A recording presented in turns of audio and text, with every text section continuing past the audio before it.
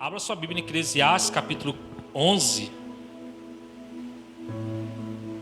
Eclesiastes 11, verso 4.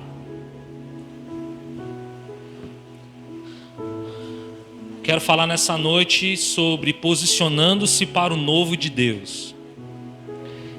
Posicionando-se para o novo de Deus. Quem quer o novo de Deus aí? Quem está cansado do velho? Não é o velho marido nem a velha esposa não, tá? É o velho.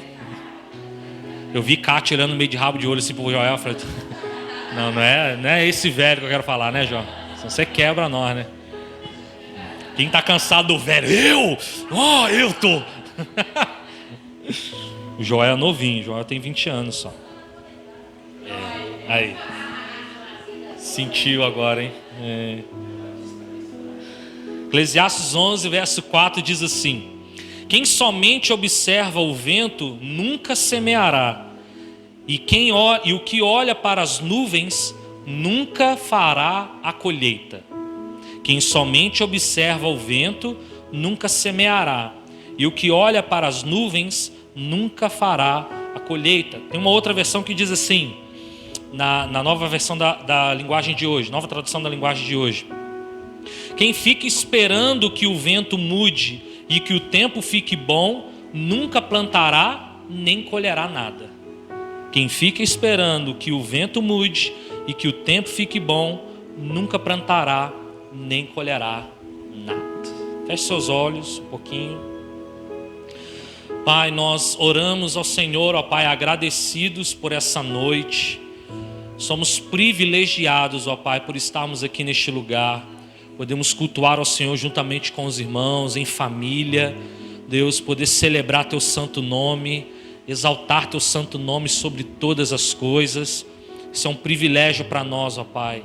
O Senhor nos presenteou com essa oportunidade, com este ensaio aqui na terra, porque queremos adorar o Senhor eternamente. Deus, que nessa hora também a Sua palavra seja viva, seja eficaz, venha trazer uma mudança no nosso coração, venha transformar o nosso interior e que possamos refletir a imagem do Senhor como espelho, ó Pai, para outras vidas, para a nossa família, nossa casa. Que ao chegarmos na nossa casa nessa noite, as pessoas da nossa casa possam dizer: você está diferente, você está brilhando, você está reluzente. E isso é a presença do Senhor, e isso é a unção do Senhor sobre nós. Vem sobre nós, ó Pai, no nome de Jesus. Amém. Muito interessante porque para esse texto, né, Salomão diz lá, né, quem fica esperando que o vento mude e que o tempo fique bom, nunca plantará nem colherá nada. Quando a expectativa do homem, quando a visão do homem, quando o olhar do homem está nas circunstâncias, está ao seu redor, muitas das vezes esse olhar às circunstâncias dá uma travada na gente. A gente trava, a gente fica ali numa espécie de área ou região de segurança. Não, eu não vou me mover agora porque eu não estou vendo nada para me mover. Não, eu não vou fazer determinada situação porque eu não estou vendo assim muita clareza essa minha posição, essa minha decisão. Então a gente acaba travando, a gente acaba ficando parado no lugar, e aí a gente vê a nuvem passar, a gente vê o tempo melhorar, mas a gente não plantou, a gente não investiu, e a gente vê só o tempo passar. O tempo é o único bem que Deus nos deu que não tem como voltar atrás. Tudo que nós estamos experimentando aqui nessa noite, dia 24, né? No dia 24, não voltará mais. No próximo domingo já não é o mesmo culto, já não é a mesma palavra, já não é a mesma coisa, né? Tudo que você está ouvindo nessa noite, tudo que você experimentou nessa noite, você não desfrutará mais, porque o tempo não tem como voltar. Geralmente os pais, né, quando olham os filhos assim pequenininhos, né, e vê eles crescendo assim igual o Flavinho, quero crer que a mãe fala assim: por que cresce, né? Podia ficar pequenininho, me dava menos trabalho. Mas o tempo não volta, o tempo não para, o tempo continua. E aquilo que passou, Não tem como voltar. E é por isso que a nossa preocupação não pode estar com as circunstâncias, não pode estar nas dificuldades que a vida nos apresenta, e sim na vontade do Senhor, que é boa, agradável e perfeita.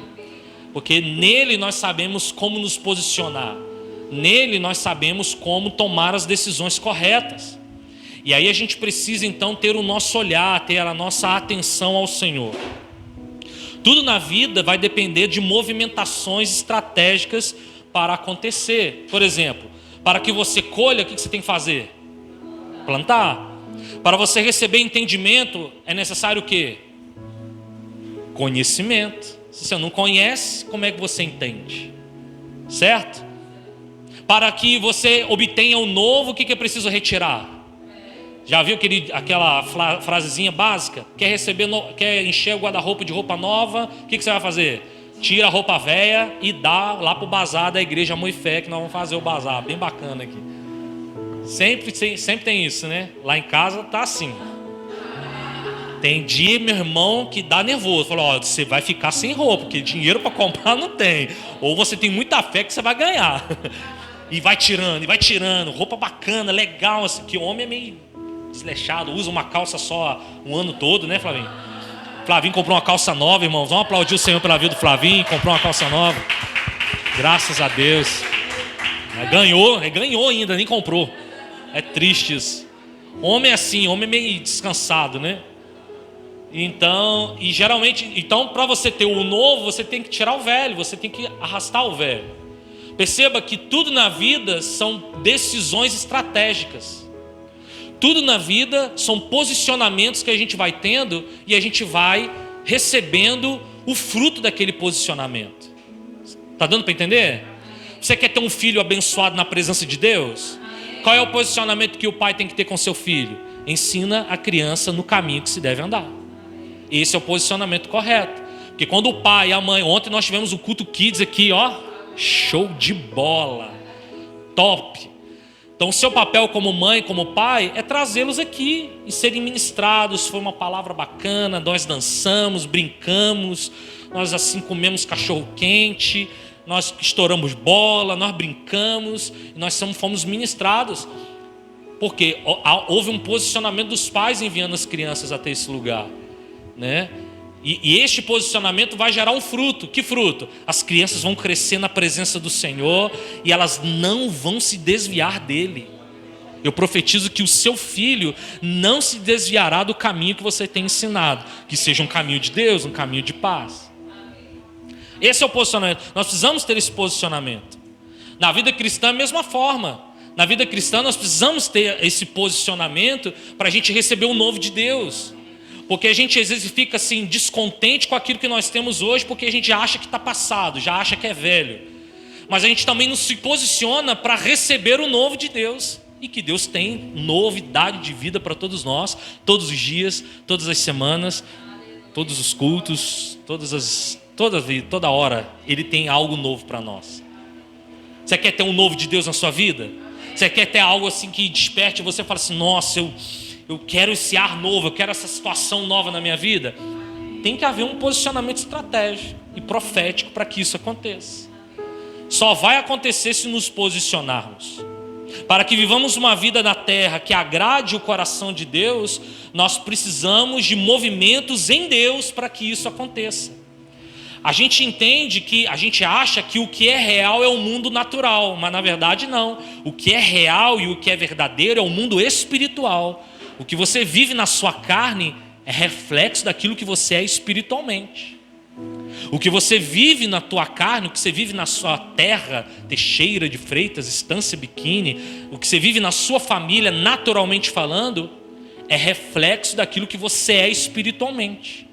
Então o que é real é a nossa vida espiritual, não é o mundo natural. Porque isso aqui vai passar, isso aqui vai ruir. Isso aqui vai apodrecer, os carros vão envelhecer, vão enferrujar, vão acabar, as casas vão deteriorar-se, as pessoas vão passando, mas a minha vida eterna, a minha vida em Deus não passará, porque ela é eterna, é algo espiritual. Então essas grandes movimentações que nós precisamos ter, esses posicionamentos nossos como cristãos, como filhos de Deus, vai liberar sobre nós o novo de Deus. Fala assim: eu quero receber o novo de Deus. Para isso, me posicionarei. Amém? Quase não sai, né? Posicionarei. Que é importante, irmãos, nos posicionarmos. Quero falar aqui rapidamente algumas pessoas que se posicionaram e que geraram receberam de Deus algo novo de Deus. Primeira pessoa que a gente vê na Bíblia, ou que eu quero citar aqui, não vê na Bíblia, mas quero citar aqui, é Noé. Abra sua Bíblia em Gênesis capítulo 6.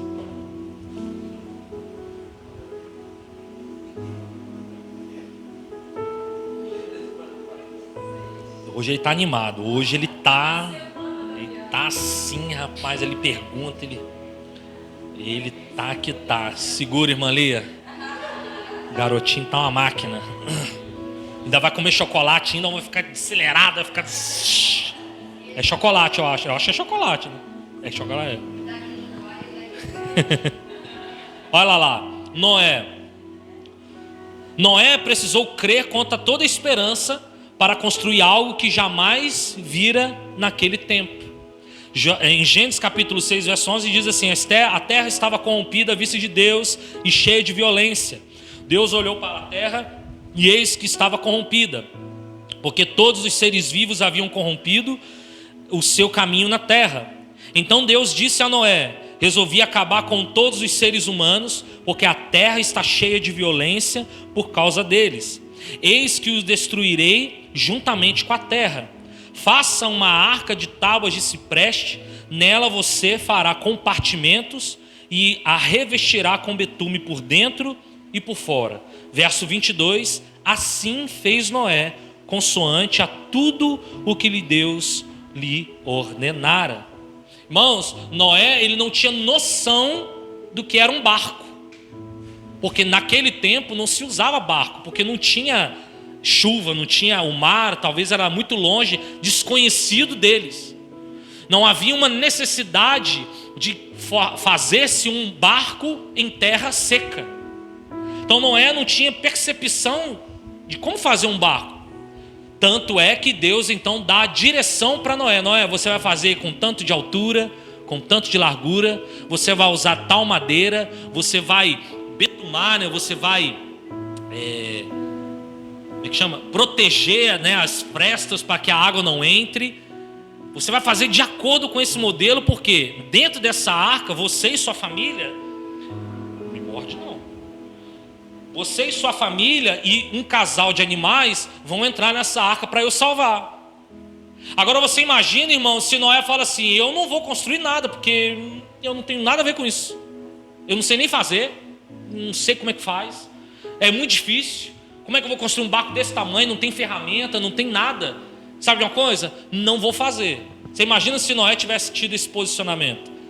Se Noé tivesse tido esse posicionamento, ele não teria recebido sobre a sua vida e sua família o novo de Deus, que era o quê? Uma nova oportunidade de uma humanidade sarada e santificada a Deus.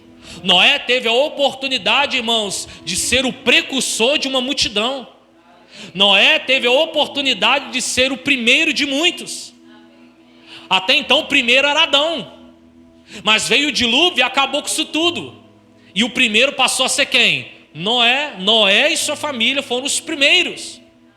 A partir do momento que as águas baixaram e que Noé saiu da arca junto com os animais e com a sua família, houve algo novo. Houve uma perspectiva nova para a humanidade. E aí Noé então desfrutou do novo de Deus, porque ele se posicionou em fazer algo que ele nem sabia como fazia, ele nem conhecia, não havia chuva, não havia nada que pudesse entender assim: nossa, vai ter uma chuva tão grande que realmente nós vamos ter que construir um barco. Ele simplesmente creu na palavra de Deus. Fala comigo assim: eu quero crer na palavra de Deus. Então Noé precisou apenas crer em Deus e se mover para a execução do projeto. E isso salvou a sua família, ele e toda a sua família. Fala comigo assim: eu preciso me posicionar ouvindo a voz de Deus. Amém? Segundo, Abraão. Você conhece claramente a história de Abraão. Eu não quero me prender nessas histórias, eu só quero trazer à tona esses personagens. Abraão precisou se mover de ambiente para experimentar o novo de Deus. Olha lá, Gênesis capítulo 12, verso 1. Se você quiser anotar, e para eu ganhar tempo, eu vou lendo e você vai anotando, ou você abrir rapidinho, você pode acompanhar. Gênesis capítulo 12, verso 1 diz assim: o Senhor disse a Abrão: saia da tua terra, da tua parentela e da casa de seu pai, e vai para a terra que eu lhe mostrarei. Farei de você uma grande nação, e o abençoarei, e engrandecerei o seu nome. Seja uma bênção. Abençoarei aqueles que abençoarem, e amaldiçoarei aqueles que te amaldiçoar. Em você serão benditas todas as famílias da terra. Partiu, pois, Abrão, como o Senhor lhe havia ordenado, e Ló foi com ele. Abraão tinha 75 anos quando saiu de Harã. Você tem noção do que Abraão foi escolhido para começar um povo de Deus? Você imagina se Deus olha para você hoje e fala assim: Mateus, sai da tua parentela, sai da tua casa, da tua parentela, para uma terra que eu vou te mostrar, porque de ti sairão nações, de ti sairá um povo que se chará pelo meu nome. O que você faria? Você ia chutar todo mundo e falar: agora eu sou o cara. Ia fazer? Não, claro que não. Abraão teve a oportunidade, irmãos, de ser o precursor de um povo sendo chamado de Deus, um povo sendo chamado pelo seu Senhor. Abraão teve a oportunidade então de iniciar uma nação separada e consagrada a Deus. Mas para que isso acontecesse, o que Abraão teve que fazer? Teve que se mover. Às vezes, irmãos, Deus está pedindo para você se mover e você não se move. Então Deus não vai começar nada novo na sua vida, porque o que Ele vai começar na sua vida provavelmente vai depender do seu movimento. Eu não estou falando um movimento físico de andar para lá e para cá. É um movimento espiritual. É um movimento de estar debaixo da vontade, do querer de Deus. Porque esses homens, eles não se movimentaram naturalmente, eles se movimentaram espiritualmente, em obediência, em santidade. A Bíblia, quando fala de Noé, fala que ele era um homem íntegro, um homem justo. E é por isso que Deus olha para ele e fala assim: por esse posicionamento, eu vou te separar. E eu quero que você faça isso, isso e isso. E aí Noé tem um outro posicionamento, e eu vou fazer. Abraão da mesma forma. Quando Deus olha para Abraão, Ele olha em Abraão um homem consagrado a Deus, um homem que mesmo tendo seus pais idólatras, mas ele era um homem consagrado a Deus, que entendia quem Deus era, e por isso Deus fala assim: de ti sairá uma nação. Mas para isso acontecer, você precisa se movimentar. Não é um movimento de físico, é um movimento espiritual. Amém ou não amém? Abraão precisou sair da sua terra. A terra na época de Abraão e até hoje é símbolo do poder econômico, do poder político. Deus estava falando para Abraão que para servir a Deus teria que superar todas as forças bélicas, todas as forças de outros reis e de outros senhores sobre a terra, e dizendo que só Deus é o Senhor da vida dele. Deus também falou assim: saia da tua parentela. A palavra aqui significa, eu não vou falar o hebraico, porque é uma palavra que eu não consigo nem ler, mas que significa das circunstâncias do seu nascimento. Sair da sua parentela é sair das circunstâncias do seu nascimento. Para seguir o chamado divino, muitas vezes é preciso superar as circunstâncias em que nascemos. Nós não podemos deixar que a nossa herança genética, a nossa herança familiar, nos impeça de servirmos ao Eterno. Se nascemos ricos, pobres, se nascemos de família regrada, de família grande, se nascemos de família pequena, se seus pais se divorciaram enquanto você era criança, ou se, enfim, a doença alcançou a sua família, independente das coisas que acontecem na sua família, Deus fala assim: afasta da sua parentela, largue essa herança e receba a minha herança, porque eu vou fazer de você uma grande nação. Saia dessa condição de prisão. Saia dessa condição. E falou assim: e saia da casa de seu pai. E aqui a casa de seu pai é a dimensão psicológica, emocional. É a condição onde aprendemos que no meio da nossa família, todos os conceitos e preconceitos que passamos são dos ensinamentos dos nossos pais. Perdão, irmãos. Todos os conceitos e preconceitos que passamos a herdar dos ensinamentos de nossos pais que não estejam alinhados com os princípios de Deus. Quando ele está falando assim, olha, saia da casa do teu pai, saia dos ensinos do seu pai que não estejam de acordo com a palavra de Deus. Porque senão Deus seria contraditório. Se nos mandamentos ele diz assim, olha, honra teu pai e tua mãe, para que os seus dias sejam prolongados. Aí de repente fala assim, agora deixa seu pai e sua mãe, larga eles para lá. A ideia aqui não é largar o pai, não é deixar o pai, abandonar o pai, mas sim os ensinamentos do pai que não estejam consoantes à palavra de Deus. Porque tudo na sua vida precisa ser fundamentado na palavra de Deus. Tudo na sua vida, tudo. Você vai comprar algo, você vai vender algo, você vai se mover de alguma forma. Tudo Deus precisa te dar a palavra final. É a palavra de Deus que é a final. Então Abraão precisou se mover para que o povo se completasse na vida dele. Nós vemos também a vida de Jacó, que para que tivesse o seu nome transformado, ele precisou fazer o quê? Lutar com o anjo. E a Bíblia fala que esse anjo é um anjo de A maiúsculo, ou seja, ele teve que lutar com o próprio Cristo, com o próprio Jesus. Ele teve que pegar Jesus e falar assim, eu não te largo, né? Como é que é aquela música? Segurou o anjo e não deixou subir. Jacó segurou o anjo e não deixou subir. Me dá a minha bênção para depois subir. Então, Jacó teve que abraçar o anjão lá, forte, poderoso, e falar, olha, eu não te largo enquanto o Senhor não me abençoar, enquanto o Senhor não mudar a minha identidade. E você conhece a história e sabe o que o anjo fez na vida dele. Mudou o seu nome, falou, seu nome não é mais Jacó, seu nome é o quê? Israel. A promessa que havia sido feita para Abraão estava agora também se cumprindo na vida de Jacó. Jacó agora teve o seu nome, Sérgio, mudado para Israel, o nome do povo de Deus. Porque seu pai havia se posicionado, e ele também estava se posicionando, ele também estava se movendo, ele também estava guerreando, ele estava buscando no mundo espiritual a sua transformação, a sua restauração. Irmãos, nós não podemos nos depender do homem. Você não pode depender de mim para ter uma vida de sucesso. Você não pode depender de mim para ter uma novidade de vida sobre você. Você precisa depender de Deus e daquilo que Deus fala através de nós. Porque se você for depender de mim, eu vou te frustrar, irmão. Eu não tenho nada para te oferecer. Nada, não tem nada. Só minha beleza para você ficar admirando. Nada. E eu magrinho, né? Essa blusa, irmão, não entrava de jeito nenhum.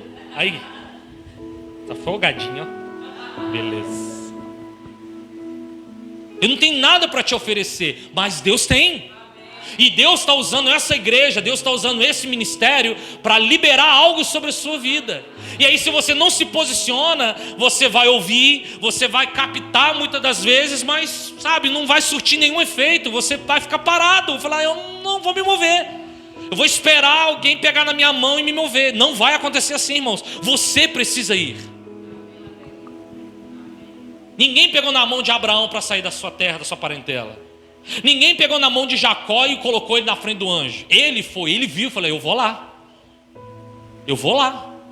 Deixou a família e atravessou e foi até o anjo. Ele se moveu. Amém ou não amém? A palavra Israel significa ele luta com Deus. Jacó lutou com Deus. E a partir de Jacó, 12 tribos foram estabelecidas sobre a terra. E as 12 tribos formam-se então o povo de Israel. E a partir desse momento, todos os israelitas, todos os judeus foram espalhados sobre a terra, irmãos. Uma nação separada para adorar a Deus. Um outro homem também que se posicionou é José. José precisou ser vendido pelos seus próprios irmãos, precisou se adequar a uma nova realidade de escravo, de serviçal, para cumprir a vontade de Deus. Havia um sonho dentro de José, e este sonho era que ele chegasse num lugar de governo, onde a lua, o sol se curvava, onde os feixes de trigo se curvavam diante dele. E aí aquilo ali eram os seus irmãos, seus 11 irmãos, mais seu pai e sua mãe se curvando diante dele. Seus irmãos então ficam enciumados porque José, a Bíblia fala que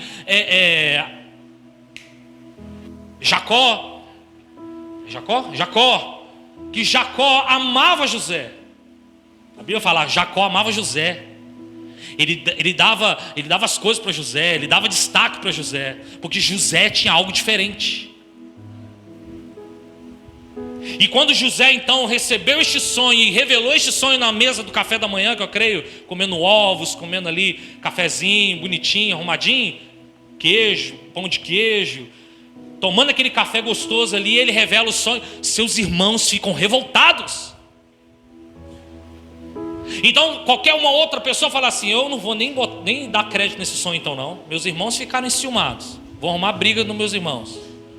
Meu pai ficou meio assim, por mais que ele guarde no coração, mas meu pai, minha mãe se curvando diante de mim, sabe uma coisa? Vou ficar na minha, deixa na quieto, deixa aqui quietinho na minha.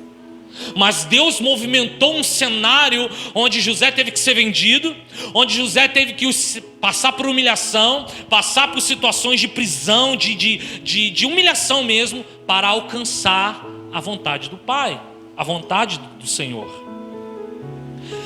E aí você vê que por onde José passou, irmãos, onde José passou, ele foi bem sucedido. A movimentação de Deus na vida de José, irmãos, fez ele passar grandes bocados. Mas esses grandes bocados não pararam José. As circunstâncias não pararam José. A prisão não parou José. Servir como escravo na casa de Potifar não parou José. Porque Deus ia abençoando José.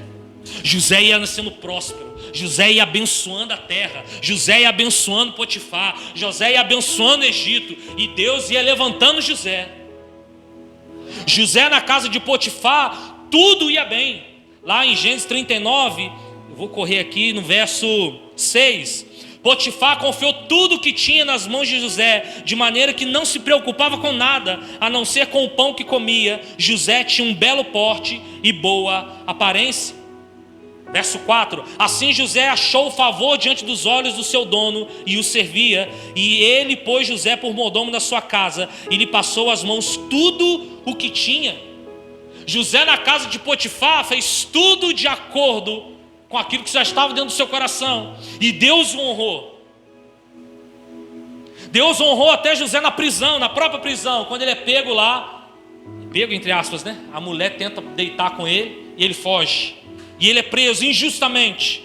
E a Bíblia fala no 39, 20 de Gênesis. E o dono de José o tomou e o lançou na prisão, no lugar onde os presos dos reis estavam encarcerados. Ali José ficou na prisão. O Senhor, porém, estava com José, foi bondoso com ele e fez com que encontrasse favor aos olhos do carcereiro.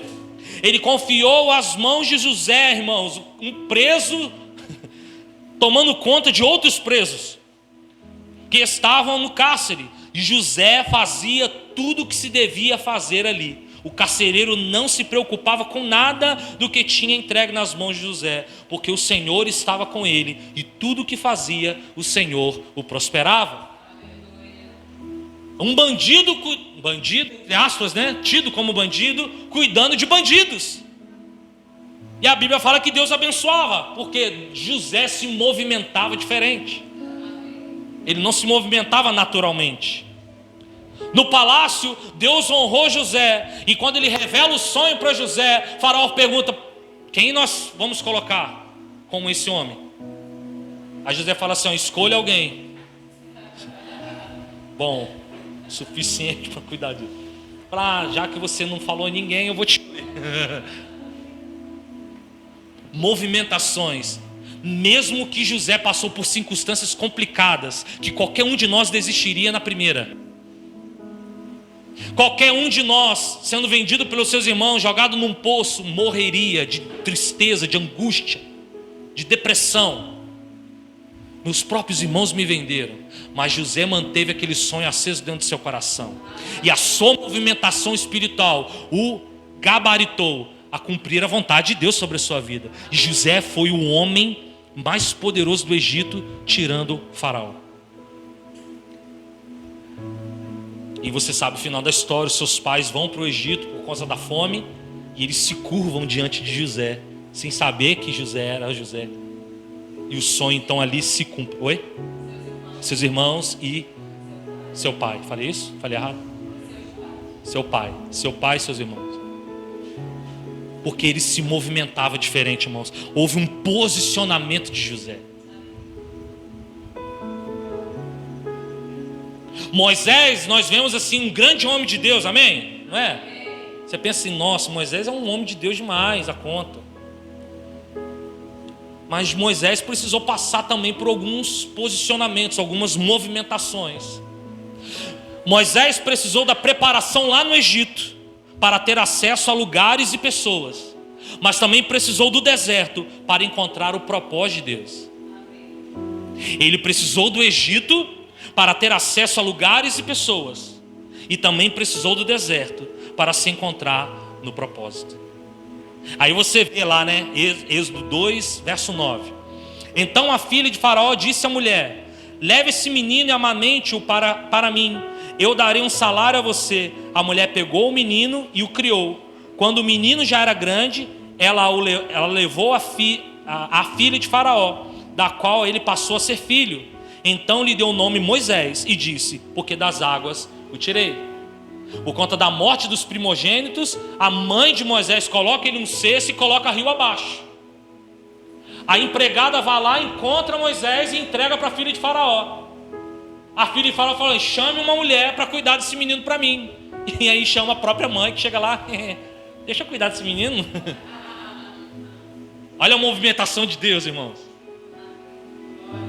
Aí Moisés cresceu, os primeiros 40 anos de Moisés, ele cresceu esperto, ele cresceu em força bélica, ele cresceu como um grande exército, como ser um grande líder, como ser um grande general sobre um exército. Ele cresceu no Egito dessa forma. Só que Deus falou assim: só que isso não basta, eu preciso que você vá para o deserto para você entender o meu propósito, porque aqui você não vai entender o meu propósito, lá no deserto você vai. E aí acontece quando ele mata ali um egípcio por conta da sua agressão a um hebreu. E aí Moisés acaba fugindo do Egito. E ele se encontra agora no deserto. Mais 40 anos no deserto. E a Bíblia fala lá em capítulo 3, verso 1. Moisés apacentava o rebanho de Jetro, o seu sogro, sacerdote Midian. E levando o rebanho para um lado oeste do deserto, chegou a Horebe, o monte de Deus.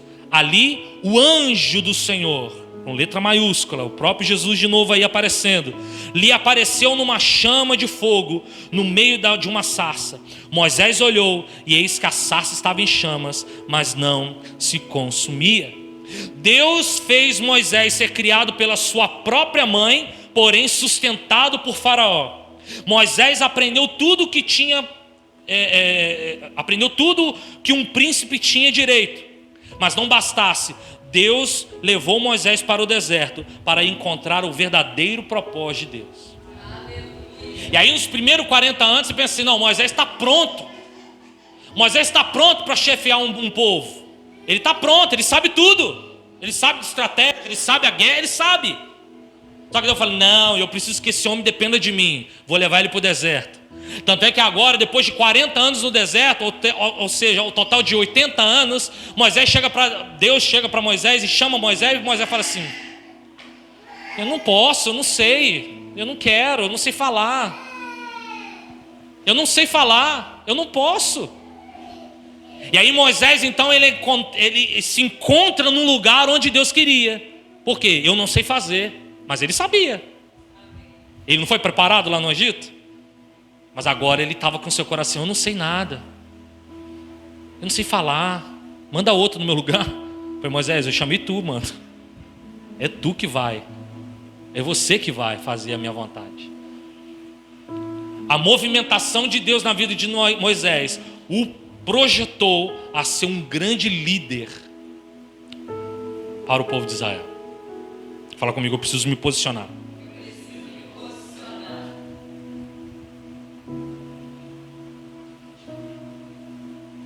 Davi teve que enfrentar um gigante para selar a sua unção de rei sobre Israel. Quando Samuel entra na casa de Jessé e o consagra rei, ali é o pontapé inicial de uma movimentação de Deus na vida de Davi.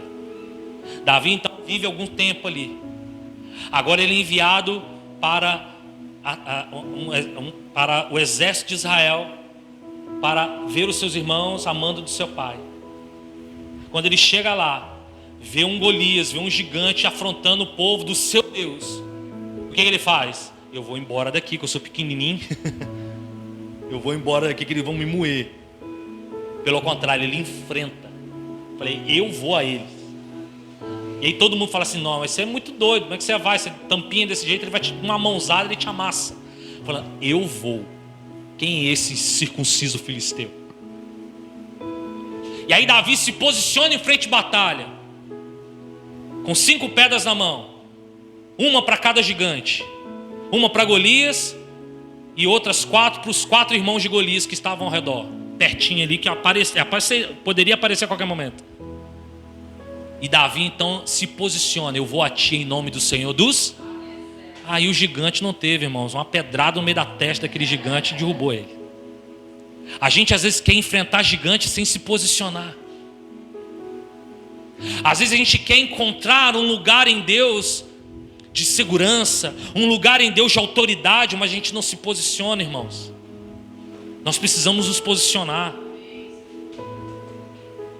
Não há entendimento sem conhecimento. Não há entendimento sem conhecimento. Não há unção sobre a sua vida. Não há autoridade sobre a sua vida se você não curvar a sua cabeça diante de Deus e: Deus, ministra-me, me ensina, me unge. Não há, irmãos. Você não compra autoridade. Você não compra unção na loja. Você adquire ela do próprio Pai. E Davi então precisou deste momento para chancelar, para selar sua autoridade de rei. Olha que está em Samuel, 1 Samuel 18. E aconteceu que quando eles estavam voltando para casa, depois de Davi ter matado o filisteu, as mulheres de todas as cidades de Israel saíram ao encontro do rei Saul, cantando e dançando com tamborins, com alegria e com instrumentos musicais. As mulheres se alegravam, cantando alternadamente, diziam: Saul matou seus milhares, porém Davi os seus 10 milhares.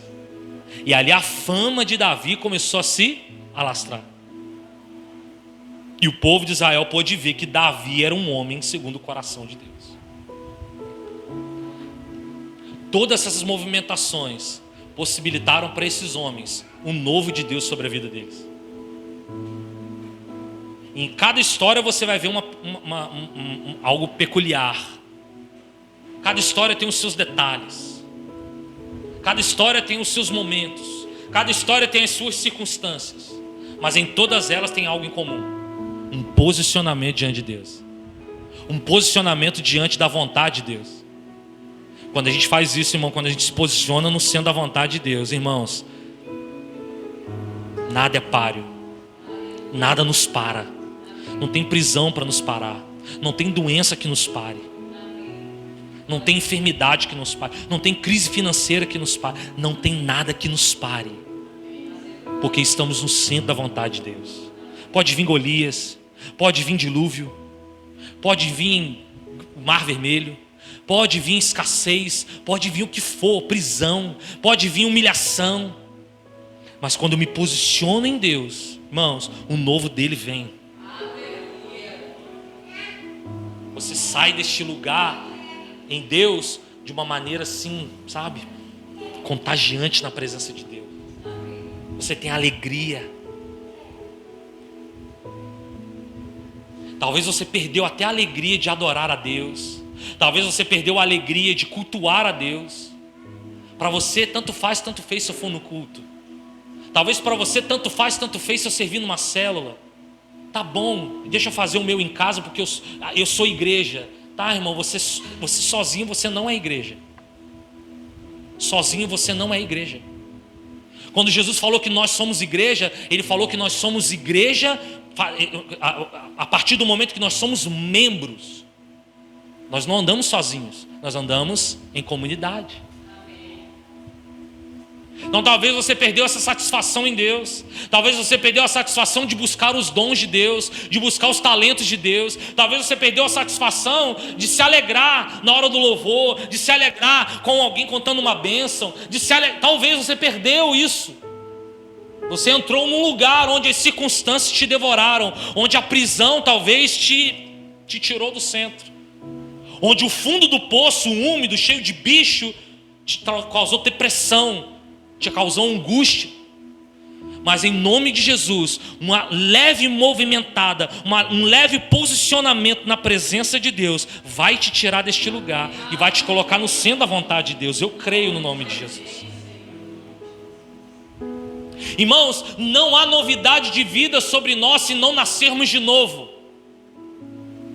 Se nós não nascermos de novo, irmãos, não há novidade de vida. Não há algo novo sobre nós. Jesus deixou isso claro lá para Nicodemos. Olha lá, Nicodemos. Aí Nicodemos todo desesperado, falando assim: como? Em verdade te digo, se alguém, Jesus respondendo para ele: se alguém não nascer de novo, não pode ver o reino de Deus. Nicodemos perguntou: como pode um homem nascer sendo velho? Será que posso voltar ao ventre materno e nascer segunda vez? Jesus respondeu: em verdade te digo, quem não nascer da água e do Espírito não pode entrar no reino de Deus. Nicodemos chega para ele com todas as confusões dentro dele e fala assim: ninguém pode fazer o que o Senhor faz se não for de Deus. Em outras palavras, ele queria entender o que era aquele movimento novo que ele não tinha visto. Ele estava acostumado com os movimentos arcaicos do farisaísmo. Ele estava acostumado com os movimentos religiosos dos judeus, que entravam no templo muitas das vezes sem um mínimo de reverência, consagrava ali os seus animais, virava as costas e continuava da mesma coisa, continuava a mesma pessoa, arrogante, desdenhando dos órfãos. Em Israel havia alto índice de órfãos e de viúvas nas ruas, porque o governo, porque os fariseus não davam a mínima para esse povo. Mas eles estavam dentro do templo oferecendo sacrifícios a Deus. Aí quando Nicodemos enxerga em Jesus, fala: nossa, esse homem é diferente demais, porque ele atende órfão, ele atende viúva, ele cura cego, ele abraça leproso, ele cura paralítico, ele faz um pão multiplicar, onde ele está tem uma multidão ao redor dele. Esse homem tem algo diferente que eu nunca vi, é algo novo. Aí Nicodemo fala assim, em outras palavras: o que eu faço para ter um novo? E Jesus fala assim: nasce de novo. Se você nascer de novo da água e do Espírito, cara, você vai experimentar o novo de Deus. Esse novo que eu apresento hoje vai vir sobre você, sobre a sua casa, sobre a sua família. A água, ela tem a representação poderosa do lavar da presença de Deus sobre nós. Nós vemos lá no Salmo 1, verso 3, ele diz assim: ele é como árvore plantada junto a ribeiro, junto a uma corrente de águas, que no devido tempo dá seu fruto, e cuja folhagem não murcha, e tudo que ele faz será bem sucedido. A água na Bíblia, no Antigo Testamento, vai falar de prosperidade também, porque os patriarcas, quanto mais poços eles abriam nas suas terras, e quanto mais água eles tinham, mais prósperos eles eram. E aí você vai ver ali, muitas das vezes, Isaac desterrando ou desentumpindo, desentulhando os poços que haviam sido entulhados do seu pai Abraão. Ele vai e desentulha os poços, e a partir daquele momento ele começa a ser próspero, porque os poços começaram a dar água novamente. Você vê que a própria palavra de Deus, ela é o meio da água do Espírito Santo para nos lavar. Efésios 5:26, para que santificasse, tendo purificado no meio da lavagem de água pela palavra.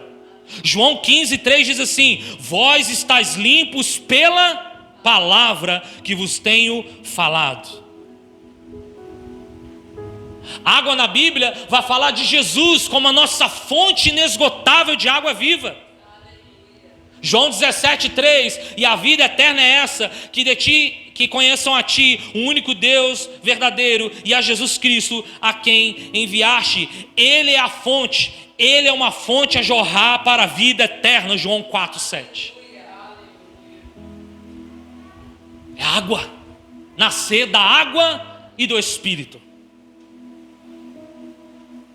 Quando então Nicodemos teve esse entendimento, irmãos, algo aconteceu na vida daquele homem. Algo aconteceu na vida daquele homem. O nascer de novo fala do nascer do alto, nascer de cima, ser regenerado pelo autor e consumador da nossa salvação. Nascer de novo. Alguém que nasce de novo, de cima, está sob o controle e a influência do Espírito de Deus. Você quer ver se um homem ou uma mulher nasceu de novo? É só ver se ele está no governo. Quem governa ele é Deus. Quem governa ele é a palavra. Quem governa ele é o Espírito Santo. Quem governa ele são os princípios do reino. Se isso tudo governa ele, ele nasceu de novo. Agora, se ele é cheio de ideias humanas, interpretações humanas, não nasceu de novo. Precisa nascer de novo. Talvez você ache que só o fato de você batizar nas águas você nasceu de novo. Ali é só o começo. O seu nascimento de novo começa ali, quando você fala assim: Jesus, eu te recebo como o único e suficiente Salvador. Aí você se rende a Ele. Aí o seu desejo é: eu quero me batizar, eu quero descer as águas, eu quero mostrar para o mundo que eu sou de Jesus. Ali começa, irmãos, o nascer de novo começa ali. Aí é um processo onde Deus vai te desconstruindo, onde Deus vai arrancando, vai desentulhando os poços, vai tirando o que não presta, vai tirando todo pensamento mundano, todo pensamento terreno, vai tirando toda interpretação errada que você teve na sua vida até hoje. Ele vai colocando a palavra de Deus revelada na sua mente, te ungindo com essa palavra, e aí você vai nascendo da água e do Espírito, da palavra e da presença de Deus. Você nasce de novo. E quando você entra, tem essa experiência, Mateus, de nascer de novo. Irmãos, Deus sempre tem algo novo para nós, todos os dias. Deus não vai derramar uma vez algo novo sobre a sua vida, não. Deus vai derramar todos os dias algo novo sobre a sua vida. Mas para isso você precisa entender que você precisa nascer de novo. É através do nosso novo nascimento que Deus quer revitalizar o homem, quer trazer nova vida ao homem, e em seu interior os seus propósitos.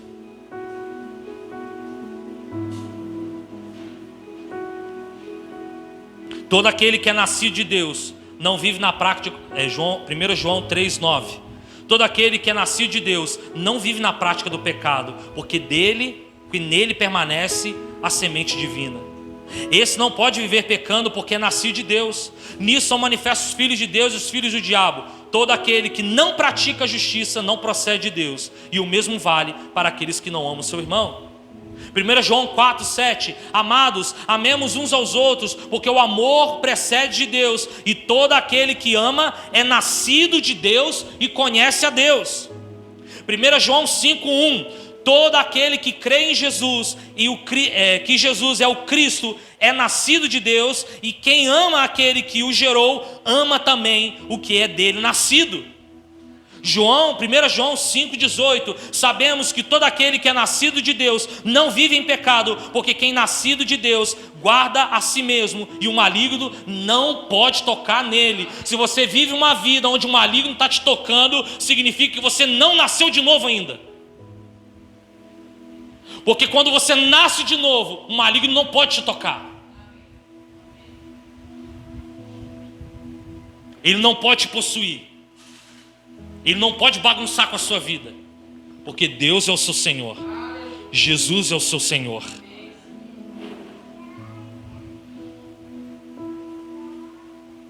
Todo novo nascimento, eu concluo aqui, todo novo nascimento passa pela morte.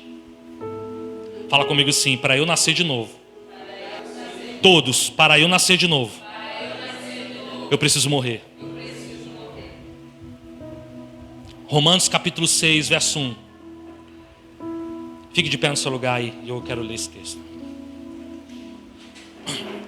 Romanos capítulo 6, verso 1. Que diremos então? Continuaremos no pecado para que a graça aumente ainda mais? De modo nenhum.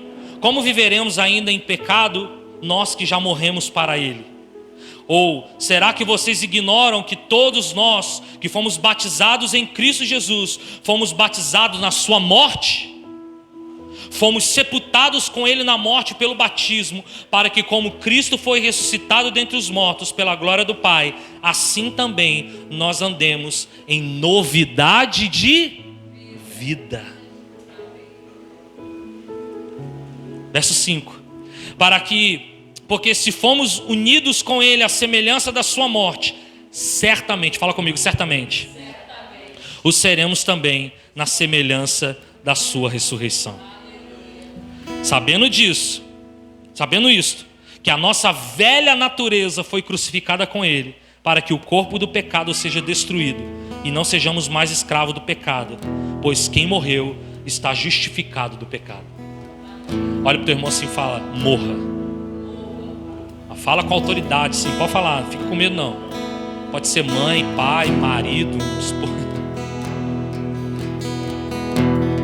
Essa morte, este crucificar, essa renúncia das coisas, do pecado, da vida, vai gerar algo novo em nós.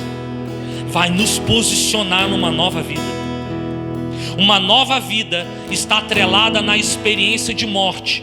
Morte para o mundo, sepultamento do velho homem. E também está atrelada na ressurreição, nascer de novo, pela água e pelo Espírito.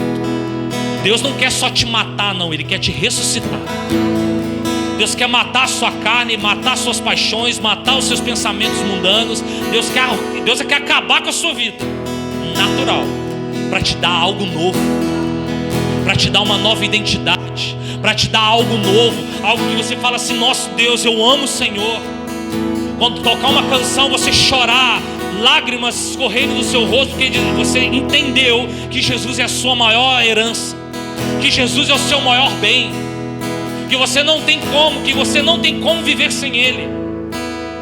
Nós só experimentamos as novidades de Deus porque nós não experimentamos as novidades de Deus, porque muitas das vezes não nascemos de novo. Se você quer algo novo na sua vida, se você quer que Deus gere sobre você algo novo sempre, nasça de novo. Reveja seus conceitos. Volte lá no tempo que você levantou a sua mão e disse assim: eu aceito o Senhor como o único e suficiente Salvador. Volte lá e refaça isso, refaça esse caminho. Fala: Senhor, eu quero voltar lá e eu quero reconhecer o Senhor como meu único e suficiente Salvador. Nasça de novo. Tenho certeza que Deus vai fazer algo novo na sua vida. Faça isso agora, feche seus olhos. Volte lá, volte ao primeiro amor. Volte à condição lá atrás. Volte à condição pregressa. Aquela condição onde Deus te pegou e te transformou. Volte lá e fala assim: Senhor, eu quero nascer de novo. Eu quero esse brilho novamente. Eu quero essa unção novamente. Eu quero essa graça sobre mim novamente. Eu entendo, Senhor, que sem o Senhor eu não sou nada. Eu entendo que sem a sua presença eu não sou ninguém. Eu entendo que eu preciso nascer da água e do Espírito. Que eu preciso nascer da palavra. Que eu preciso nascer debaixo da sua presença, para que eu possa me movimentar, Senhor Deus, e receber o novo de Deus sobre a minha vida. Pai, eu entendi nessa noite, Deus, que eu preciso me posicionar, eu preciso me mover espiritualmente para que o novo do Senhor aconteça sobre mim. E é isso que eu quero nessa noite. Eu quero que o novo do Senhor aconteça. Eu quero que o real, o que é real, o que é verdadeiro, o que é do alto venha sobre mim, sobre a minha família, sobre a minha casa. Todo sentimento de aprisionamento, todo sentimento de frustração, todo sentimento de depressão, tudo aquilo que as circunstâncias tentaram me roubar, tentaram me prender, tudo aquilo que talvez eu vivi ao longo dessa vida e eu deixei com que roubasse o meu primeiro amor. Pai, nessa noite eu abro mão, eu rejeito tudo isso e me posiciono diante da sua presença, dizendo: Senhor, eu quero algo novo, eu quero algo novo. Quero viver algo novo. Quero ser ungido pelo teu Espírito. Eu quero algo novo. Peça ao Senhor isso: Deus, eu quero algo novo. Eu quero sair daqui deste lugar, algo novo acontecendo na minha casa. Eu quero que os meus filhos se convertam. Eu quero que a minha esposa, eu quero que o meu marido se converta. Eu quero que o meu vizinho se converta. Mas para isso, Senhor, me ajude a me posicionar para que o real do Senhor, para que o sobrenatural do Senhor venha sobre a minha vida, venha sobre a minha casa, venha sobre a igreja.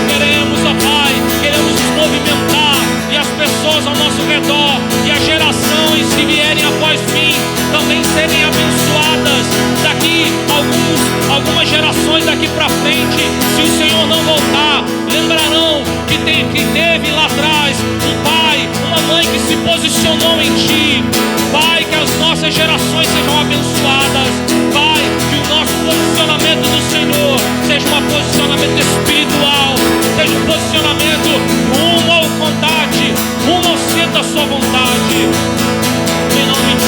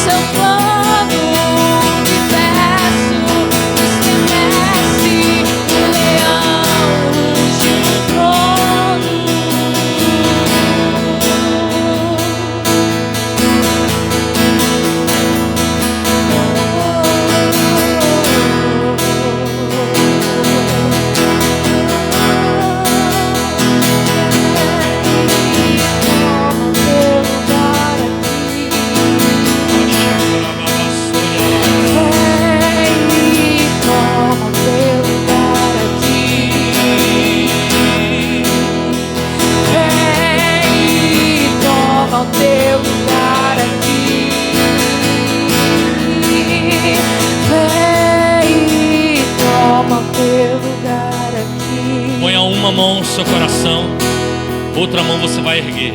Uma mão sobre o seu coração e a outra você ergue. Repita comigo assim: Senhor Jesus, eu nessa noite abro mão da minha vida, dos meus sentimentos, dos meus prazeres, das minhas vontades. Abro mão do caminho que eu tenho trilhado e eu consagro toda a minha vida ao Senhor. Eu declaro que o Senhor é o meu único e suficiente Senhor e Salvador. Eu recebo o Senhor como meu Deus, como meu Rei, como meu Salvador. Me faz voltar ao primeiro amor. Me faz nascer da água e do Espírito. Eu te amo, eu te adoro, eu te quero, eu te adoro. Aleluia. Aplauda ao Senhor.